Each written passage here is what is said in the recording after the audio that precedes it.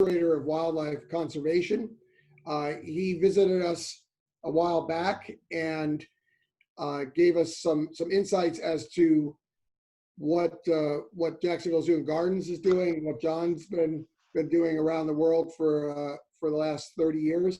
You know, in addition to John being really a legend in our field, in the conservation and zoological world, John, I've gotten to know John personally, and he and his wife Vanessa are just two of the most terrific people you want to meet. John conceived of and directed the White Oak Conservation Center for 30 years. We had the opportunity to bring him on our staff. John can correct me on this, but it's got to be going, John, is it 5 or 6 years at this point? 8 years, Dan, 8. 8, holy moly. Well, that's why it's gone by so fast, John. So much fun. So I thought I asked John to join us today because in addition to the conservation work that he performs especially in the Democratic Republic of Congo with okapi, the animal, the okapi, the DRC has been dealing with Ebola and viruses for quite a while. John has personal experience with all these things, but also I wanted John to talk a little bit about what's being impacted by the virus and international conditions these days on conservation. So John, I would like you to take it away. And again, I really appreciate you joining us today. Thank you, Dan. And I please people, since Dan gave me about a 12-hour notice for this, I have to have some notes and I have to look down occasionally to make sure I'm staying. But I really appreciate this opportunity. I enjoyed when I spoke at the Rotary Club, and it's a great group, and I really enjoy meeting everyone and talking to you. You know, the novel coronavirus pandemic, you know, has an incalculable effect on society, human health, the global economy, and has resulted in great personal suffering and death across the world. You know, we've all been following, we've all been dealing with this. In my world, it all has a great effect on the life on the planet, and especially for endangered species. When the global systems are disrupted in the manner they have been, all the pieces are affected. Everything is affected. If you look around the world and see how it is affecting countries, like Dan said, we never could have even imagined. After all my years working in Africa, I never could imagine such a overwhelming disruption of our global systems. And this has trickled down to our natural systems, which are, as you all know, being impacted by the growth of human populations and our need for resources from around the world.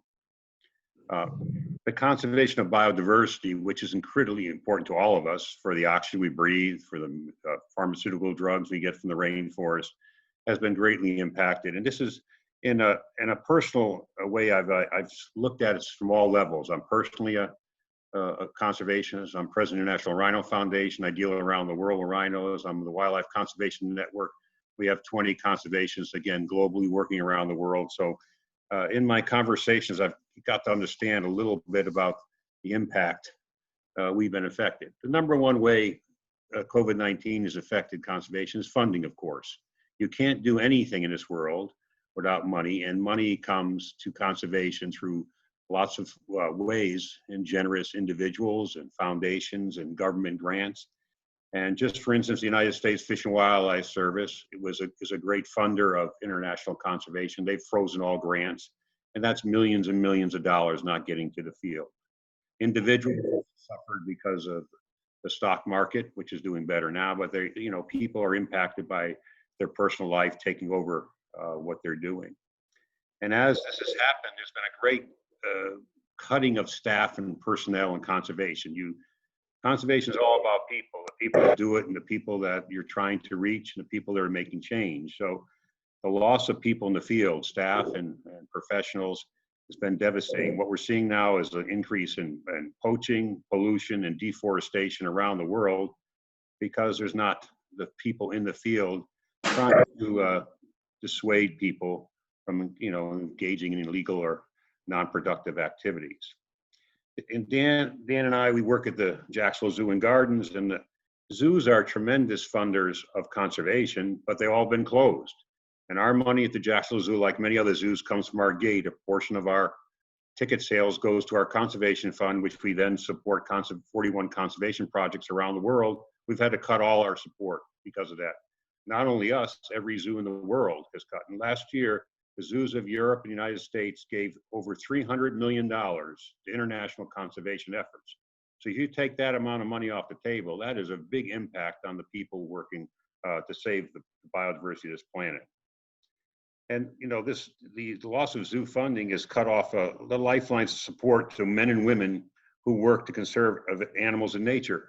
Most zoos, and we make personal relationship with conservationists. We fund them long term, and so when we are effective, our funding is not available. It really affects this personal relationship, and this person is without support, and their staff is without support. So it can be very detrimental. One of the things I noticed, we're on a Zoom call here. We have Zoom calls for conservation groups all the time, but the isolation and separation from staff is tremendously damaging. Myself, I go to the Congo 3 or 4 times a year. I don't know when I'll be able to get back there because the country's locked down and international air travel is going to be difficult for a while, I think.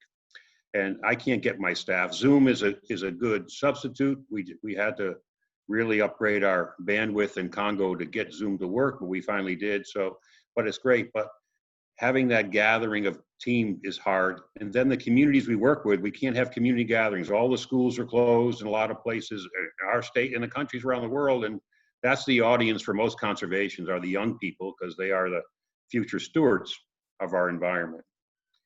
And, you know, when the other big issue we're seeing is the loss of tourism revenue.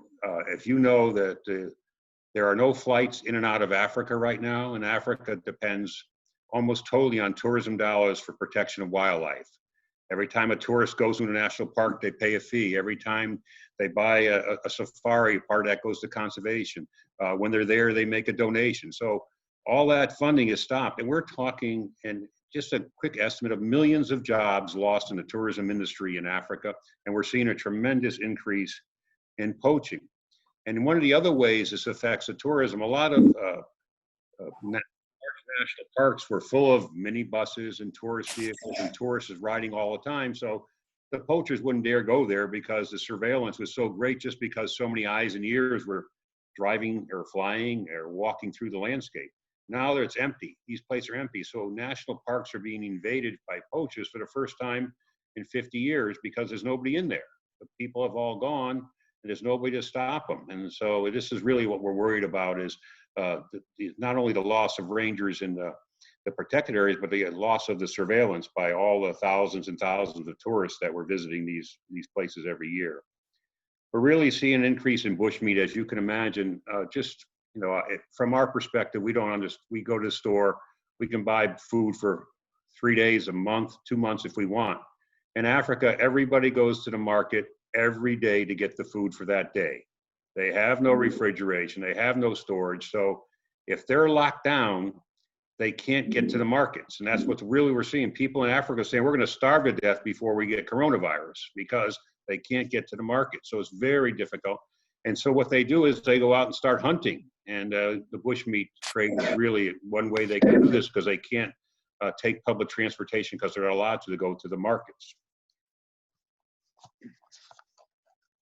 What we're, as the Rhino Foundation, what we're seeing is the increase in poaching in rhinos, because most of the rhino populations were in heavily visited tourist areas. So they were almost 100% dependent on tourism. And as soon as all tourism was stopped in Africa about 2 months ago now, there's been no revenue from tourism.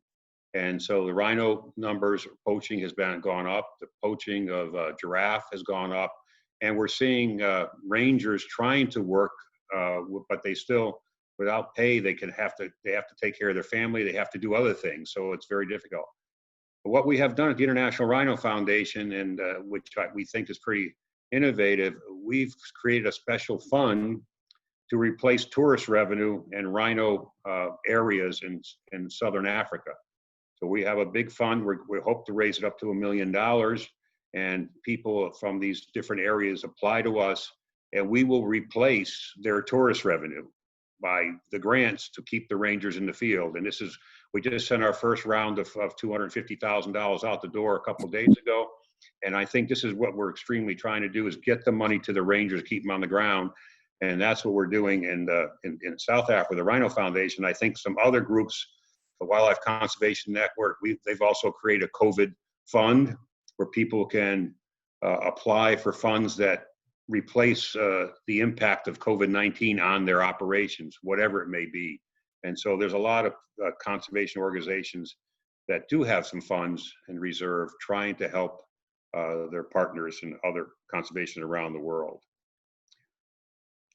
The virtual world we're in now is a good word. I'm part of the Wildlife Conservation Network, which is an organization in California that has a number of conservationists. And we have a lion crisis fund, and an elephant crisis fund, and pangolins and rhinos. But we normally have an expo twice a year where thousands of people come to hear people speak. We just did one in the spring virtually, which was quite successful.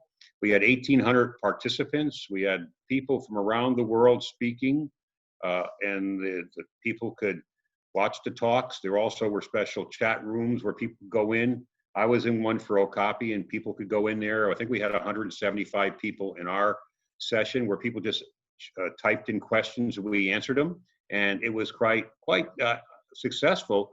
And also, people didn't have to travel to California to go. They could be anywhere in the world and participate. So I think the future of a lot of sharing of information will be through these network platforms.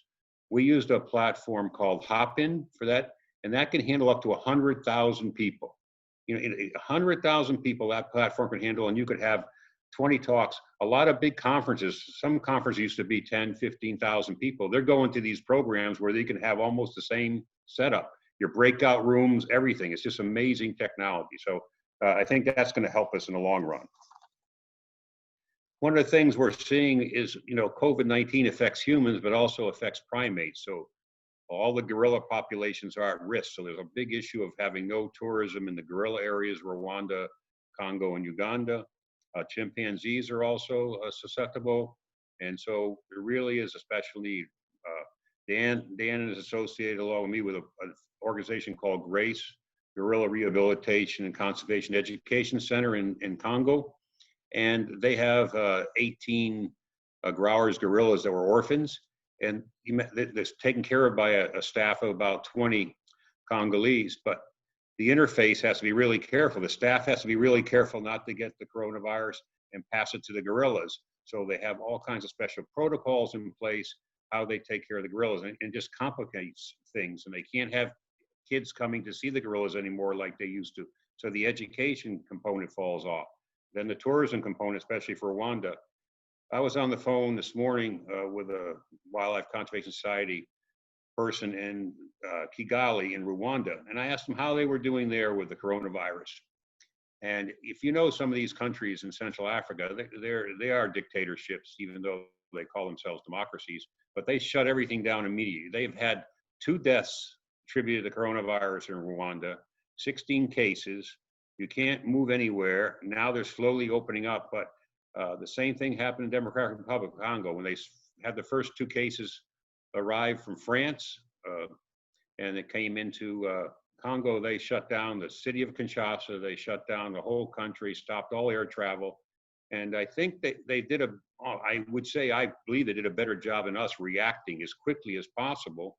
And I was really worried about Africa because they can't social distance in Africa. You cannot social distance. People have to go to markets. They have to go in groups for security, be with groups for security reasons. So if it ever gets embedded in the population, it will run rampant. But I think they're doing a very good job of just isolating all the cases and keeping a lockdown. It's really bad for the economy, like it was for our economy. But the death rate could be much higher in these African countries just because of the poverty and the lifestyle. So it's really interesting how they've handled it. The greatest disappointment for me and a lot of other people is not being able to get to the field, and that's how we're gonna have to do the best we can through these virtual technologies. The lesson, you know, when Ebola was almost declared under control or done in Congo, then some new cases popped up, and in another town they popped up 1,000 kilometers away. But pretty much dealing with Ebola is very similar to the coronavirus, and I think that's why some of these Congo will have an advantage. We have hand washing stations everywhere. People get their temperature checked all the time. You have to nobody shakes hands, nobody hugs. They have been doing this for years now because of Ebola. So they understand viruses. You know, here in our country, people didn't really understand how viruses are communicated so easily. They understand there. Coronavirus is probably 5 or 6 times more contagious than Ebola virus, so it's much more dangerous to a large population. So, but I think what we learned is that people can adapt to a new way of living. Africans are very social, very gregarious, very touching, always hugging, touching, holding hands. Everybody is very friendly to each other. They had to adjust that whole cultural lifestyle to keep separate to survive, and they have. But the main thing, the point to take home is Ebola was only controlled with a vaccine. It only finally got under control.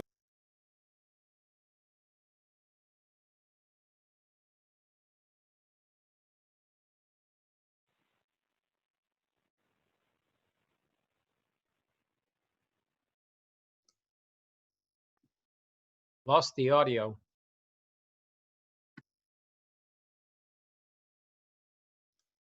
John, your audio, you're on mute, John, I think. Okay, how's that? I don't know, that muted itself. Maybe you did it. You probably did it, Dan. I know you did it.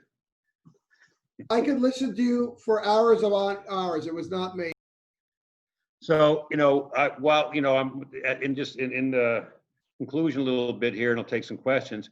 You know, while countries work to restart their economies, we must ensure that those working to protect nature are included amongst the highest priorities, because this virus came from nature. I know you've been following this, and Dan and I both have friends that work on the front lines of these zoonoses, these diseases that jump from animals to humans. And there's a lot more out there, a lot more. And the more we destroy forests, and we have this interface of humans and animals going to different places. You're all familiar with the bats probably being the source of this virus, but in some places they've cut a lot of trees in South America and in Congo, and these big giant fruit bats would never go near humans. But once all the trees are cut, they have to fly very far to find food, and then they start feeding in villages and towns, and their droppings hit the ground, and some of the droppings are very effective. The last major Ebola outbreak in West Africa started out with a 3-year-old boy playing in a hollow tree that bats were roosting in. And that was the #1 case for that Ebola outbreak in West Africa. Was 15,000 people died about 6 or 7 years ago. So the interface between humans and animals is very important, and conservation helps educate people about preserving habitat for the animals and living sustainably with the animals and giving them their space, and humans have their space, and having sustainable ways of living together. And that's what we try to do in the Congo, and it can work. But right now, I think we have to really pay attention to, you know, having a place for nature as an animal and having a place for us. And, you know, we do have some common areas we can share. One other observation I just had to notice, when after the lockdown, they started opening up the national parks and the state parks, how they were flooded with people. I don't know if you noticed that, but it just shows you how much we need nature. How much, if we're locked up indoors for a while, what do we crave? We crave being outdoors and being outdoors in nature. And only by protecting nature will it be there. It will not be there on its own. It will all be gone and utilized. But if we protect it and have the right people on our side in the government and in funding, we'll be able to do that. So, in closing, I think, you know, I feel that it's going to take a bit to get through this, but I hope we're trying to keep the people in the field. Hopefully this doesn't happen again. You know, this was predicted. It's been predicted many times, and it's just unfortunate that we weren't ready. And hopefully the next time we'll be ready for something like this. Thank you. Thank you, John. Do we have any questions for John? You can throw them into the group chat and I can read them, or you can ask John directly. Dr. Frost has a question. Hello. Mark, go ahead. Yeah, this is a personal question. I'd like to ask John when he's all finished. It has to do with a colleague. So when he's done, if he doesn't mind, looking into me. Okay. Yeah, hang around then. Jeff, you had a question. Yeah, just a quick question. As long as we've got the rhino expert in the world as our speaker, I'd just be interested in getting a quick update on the populations. I know the white rhino was in the news. I guess that must be the northern white rhino that is the most endangered. And just get a recap of how the conservation efforts going for the northern white rhino and I guess the other populations. Well, the northern white rhino, like you're correct, is a subspecies, and it's really, it is classified as functionally extinct. There's only, 2 females left, which are both non-reproductive. There are 2 teams, one in San Diego, one in Germany, working with saved germ plasma, eggs and sperm from northern white rhino to create them. And they've been going through the steps and using southern white rhinos as surrogates for the embryos. So they're in the middle of this process. There's been some success. So there's no way to bring the animal back through natural breeding because the last male died last year. The male died last year. The 2 females, again, have functional problems in their reproductive tract, so they can't breed. And so this is the thing that's going on with the northern white rhino. I was in Garamba National Park for 20 years trying to save those, and it was a very difficult situation with the rebels from Sudan and then the rebels from Uganda and Congo. So they all ended up there hunting elephants for ivory to fund their military operations, but rhinos were just so few in number. Every time they saw a rhino, they killed it, the numbers went down. And unfortunately, that was the end of them in the wild. And there was a few in zoos that went to a ranch in Kenya, and they didn't breed. So that effort's underway. For the southern white rhino, they're the ones being poached the most in southern Africa. Their numbers still around 18 to 20,000 in the wild. But again, if we don't keep the rangers, it could go fast because they are a social animal and they're in groups. So if someone goes in, they poach 5, 6, 7 at a time. It's really damaging. The black rhino in Africa is doing fairly well because they're a bushveld animal. They hide, and their numbers are about they're getting up to 6,000 animals. They're doing well. We work almost exclusively with black rhinos because of their rarity in Zimbabwe and South Africa and Botswana. And so I think they're stable and slightly increasing. Just had to move a bunch out of Botswana, as I was saying before. Botswana was a big tourist mecca, and when the parks emptied, they had to move their black rhinos out because they were left unguarded, and they were just put there 2 years ago, so they had to take them back out again. It's a big operation moving a rhino, as you can imagine. It's helicopters and trucks and everything. It's very difficult. The most endangered rhinos are all in Asia, and we don't hear much about that, but the Javan rhino numbers about 64, 65 animals in one place, Ujung Kulon National Park, next to Krakatoa, the volcano. And that's the reason they're there, because nobody want to live next to the volcano, so the rhinos got left that spot. But they're doing fine. There's been no poaching. It's just a limited habitat, a limited number. We expanded the size of Ujung Kulon last couple of years, and we're looking to start a second population, but it's a lot of inertia working with the government of Indonesia. The Sumatran rhino is the most endangered rhino in the world because there's probably 50 to 60, but they're spread over a huge area. They're all isolated. The main problem is they're not getting together for breeding. Last year was decided by the government of Indonesia to take all the animals into captivity, something like we did with the California condor, black-footed ferrets in this country. When you couldn't protect them in the wild anymore, bring in the rest so you can do it better. We have a breeding center in Waikambas National Park in Sumatra for rhinos. We've bred some animals there, but these are rainforest animals in very hilly terrain. Capturing them is not easy. This is the most difficult animal. I've captured okapi in Congo in the wild, and the habitat where these rhinos live is just impossible. Plus, they weigh about 5 times more than an okapi. So getting them out of there requires helicopters and all kinds of special equipment. So that process is ongoing. A success story is the greater one-horn rhino from India. and Nepal. They've increasing. They're up to about 2,600 animals now and increasing with good protection in India, in Assam, and in Nepal. And so I think that's an animal that's kind of a success story. And we're actually moving, every year there's a surplus animals out of Kaziranga National Park and moving them to other places where they used to exist in India, and they're establishing new populations. So the goal is to have that population grow, and it is. Dan has seen them in the wild. They live in a swampy woodlands in the open, but they're kind of social, and they're really tourists. You can see them from elephant back or walking. So they're a good tourist animal, and India has done a better job protecting them than some other countries that protected rhinos. So it's a lot of work, and that's where we are now. It's really, the poaching for the horn is the real issue. Habitat loss mostly in Asia, but in Africa it's definitely poaching. So we have different things we have to attack to save the animals. Good update. Thank you. So John, I've got a question here. Thank you, John. Good question, Jeff. I've got a question here from Palmer Bell. He says, given the importance of habitat loss for species loss and conservation work, how do you convince the developing world to forego economic development to save habitat? Well, it's not foregoing economic development. It's doing it smarter and better. Just for example, when you clear huge areas for agricultural fields and drive all the wildlife out, that's progress. It's happened in Kenya and Tanzania.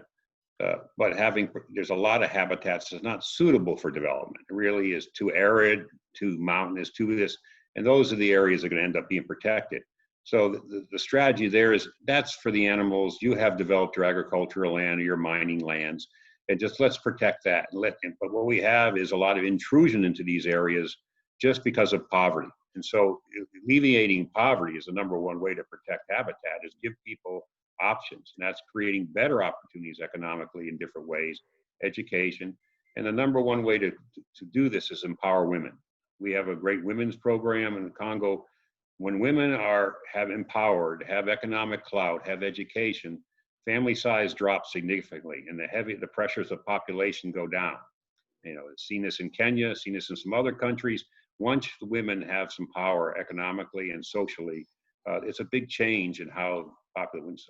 Right now, for instance, just a woman in the Congo has 10 kids. She doesn't want to have 10 kids. She couldn't survive without 10 kids. She has to have kids get the firewood, kid collect the water, kid to collect the house, kids to take care of the grandmother, to do this, to do that. And mostly the women and the girls end up doing all the work.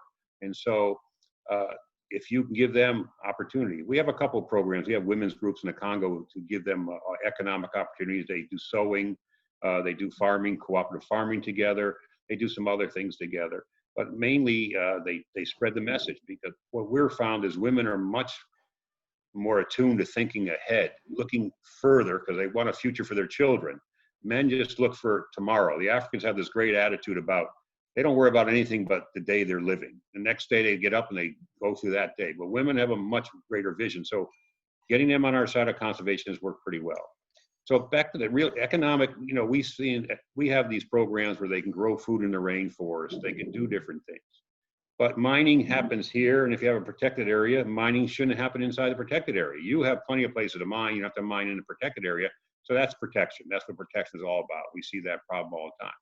You have corruption, which is the biggest player in not having protection for animals in the right places. The corruption is that the politicians and the military always tries to get rich on just going in. They can't go into an area that's occupied by a village or a chief, because they wouldn't be allowed to. That tradition says that a chief can only decide. But if they go into a protected area, nobody owns it but the government, they start taking pieces of it. So we try to, that's where you have to have a line. That's you have your areas, this is for nature. So we can get there. I think there's a lot of movements.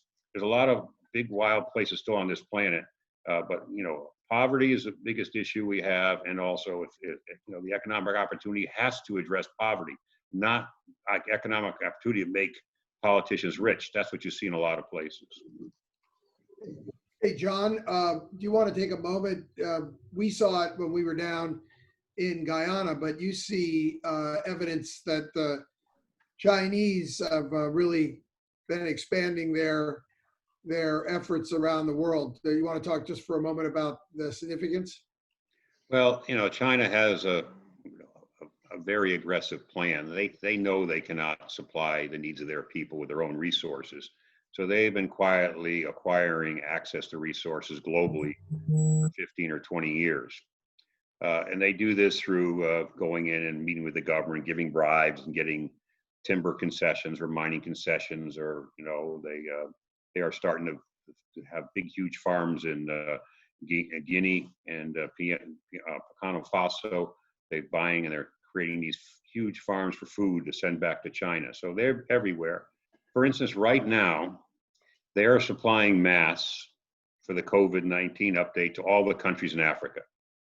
They're providing free all these masks to people, and this is just to make themselves seem like friends of these countries. And the biggest issue is we've abdicated our international role. We were very strong in Africa. We had a big footprint in Africa, and these countries would rather deal with the United States and China any day of the week, any time. They'd rather deal with us. They'd rather deal with England, with Sweden, with Germany, with Spain. They rather deal with a Western country.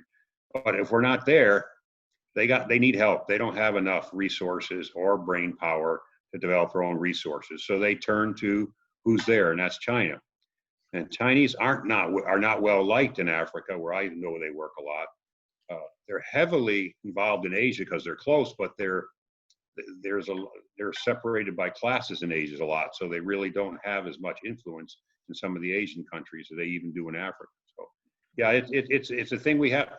The way to stop this is to go in there and offer those countries something that will benefit them long term, and that will make a difference. And that I think the problem we have now is we pulled a lot of funding from our aid programs that we're doing a lot of work in these countries. And if you're a government official in one of these developing countries, you don't care where the money comes from. You just got to have it, to build a road, to build a dam, to provide medical facilities for your people. So you can't be fussy on the source. That's the problem we have right now. Hey, John, would you just clarify when you were saying that they don't have enough brain power? Do you want to, I think you're talking about collectively in the government. Is that correct? Well, I'm talking about the technical expertise, because what we have seen is a lot of people in Africa were trained in Western universities in England and Netherlands and United States. I know many Michigan State grads in Congo. And then there was this big cutoff of letting those people out to learn. And, and going back, HIV/AIDS took out a lot of the really educated people in Africa. It's a heterosexual disease in Africa. The people with money and affluence would always have prostitutes and a few wives. So the impact of HIV/AIDS on a lot of the upper business class was very extreme in Africa, and that was basically because of their access to money. And if you even look at COVID-19, and I have several friends that are doctors, it's a disease of the affluent first. The people that can fly, go to meetings, go here, travel. That's what we saw how it was spread from China here. It came to Congo with very rich Congolese returning from Paris and bringing it back to their country, and they died. But then eventually gets into society, and the people that don't have access to medical care are the ones that are going to suffer the most. But it's the ability to have education. When a lot of these countries turned to Cuba many years ago, if you remember, when a lot of African countries turned to Cuba for support because of Russia backing, it was mainly for education, mainly for doctors, mainly for lawyers that they were trying to get educated. And that was one of these relations we're all about. Russia is really unique, and I see they've tried to get a foothold in Africa several times, but haven't had much success. And I don't really understand why, but the Russians have tried, just like the Chinese, to get a foothold. And I think it just, they don't have either the money or the patience that the Chinese have. You need a lot of patience in Africa, and I think the Russians just don't have enough patience to put up with the bureaucracy to get anything done. John, we have a question here from Philippe, and he says, when the decision is made to bring the entire population of a species into captivity, is it done with a plan of eventual reintroduction into the wild? Yeah, that's the ultimate plan. And because if you can't protect, there's the reason for the Sumatran rhino is the feeling is the animal, there's so few animals, and these are rainforest animals, they're so dispersed, they're not getting together for breeding. And rhinos have this issue when if a female doesn't breed for a number of years, she gets some reproductive pathologies in her reproductive tract and she can't conceive. So you have to get animals together for breeding or you just have natural reproduction. So that's the reason to do this. And we would not take all the animals out of the wild, only animals that are reproductively viable, and ones that aren't reproductively older animals would stay in the wild. So it's just collecting animals for the breeding population. And then hopefully as the country can do a better job of managing the protected areas, is to release the animals you produce back out to the wild. If you look at the California condor in the United States, it was a very successful program.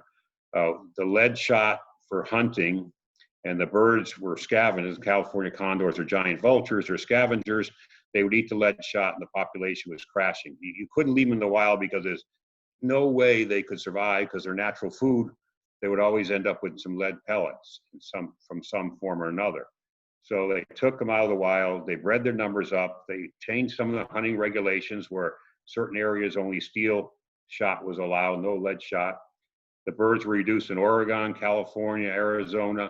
The wild population is doing tremendous now. They put them into areas where they used to be a long time ago, and they put them, and their food is there. The food is easy. It's just a roadkill or anything dies naturally. That's the food for a California condor. No threat to people. That's one good thing.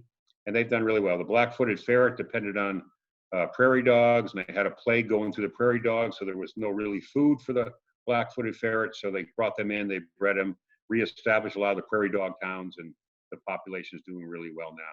This has happened with some antelope species in Africa and a couple other times. It's very difficult.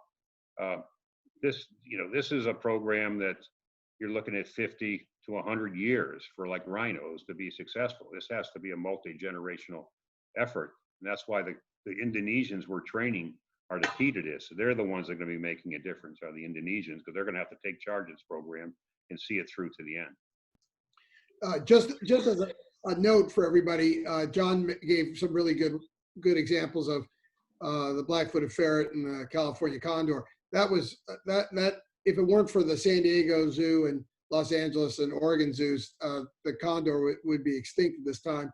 And the Smithsonian Institute, their breeding area, their zoo's breeding area west of Washington, is probably the most responsible for saving that species. John, we have one. I'm going to do one more question here. We had from someone who wanted to know about what about rebuilding those relationships. Is that something? Is there enough infrastructure left that the U.S.'s footprint is there that they could rebuild those relationships fairly quickly, or is that something that that the Chinese have too much of a jump on us? The relationship, we have U.S. embassies and consulates in all these countries, and they're really the door to the government. And so it's just coming to these governments with helping them. For example, the European Union is a very big funder in Africa, and a lot of it is guilt money because of all the colonialism from Europe to Africa and the resources that we're taking. But they put a lot of money in it, and they do it government to government, Germany to Congo or Netherlands to Congo, etc. And the United States is really does it the same way. Japan is in there, Sweden, Norway, all these countries. But what the United States brings the other countries don't bring is they bring all this expertise that we have in this country. So it's the matter of bringing in the engineers to build the dam and helping the country do these things. And that's what we have that a lot of the other countries do have too, but we seem to be more generous with that. And I think it's rebuilding. This question is kind of pertinent. I was called by someone in Washington, D.C., because the Trump administration just realized that, 98% of the rare metals in the world are in the Democratic Republic of the Congo. We had lost our relationship, and they wanted to say, how do we get back in there? Can we just, make mining deals? And I tried to explain to them that, all the mining deals have been made with lots of different countries, and there are lots of mines there, but you have to get back in there at the table and offer something else. If you offer more than just economic opportunity or exploiting resources, they'll listen to you, because most everybody's getting in there just exploiting. So that is the issue. Now we realize, just on a strategic security basis, the rarest metals in the world are in one of the most unstable countries in the world. And if you don't have access to that country and that leadership, you're going to be in trouble. And I think now we realize that strategically we have to think ahead, and we have to know where the things we might need for our space program or our military program or our health system programs, where they lie on this planet, and make sure that's an effort where we work. And somehow some people have forgot that's an important thing, and hopefully we can regain that. Thank you, John. And Mark Frost, did you want to hang around on the call, or did you want to talk to John right now about your mutual friends? Well, I'll wait till the meeting's over. I don't want to bore everybody with this. So if John doesn't mind waiting around a minute, I'd love to talk to him. Yeah, I'll hang around, Mark, no problem. And John, we really appreciate that. Just Philippe, I know you had asked one other question, but I can just tell you that artificial insemination can be a tool in the toolbox, but it probably isn't it's not the primary way that species are saved, but it does help when you're trying to increase numbers quickly. Anyway, John, thank you so much.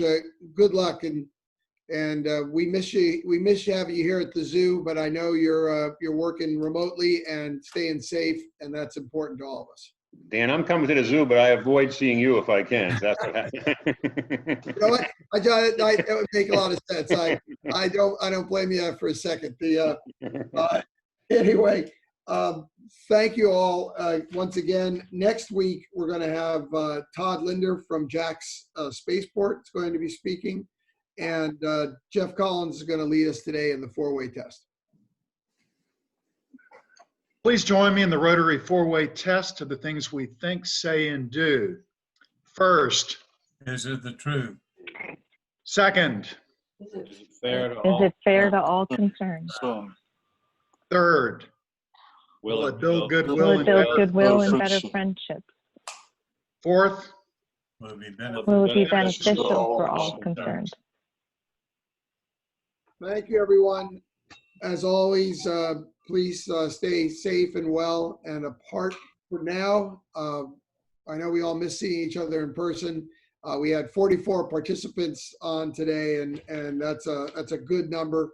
And we will get back to you next week with the poll results with President-elect Mary Pat. Thanks, everyone. And Mark Frost,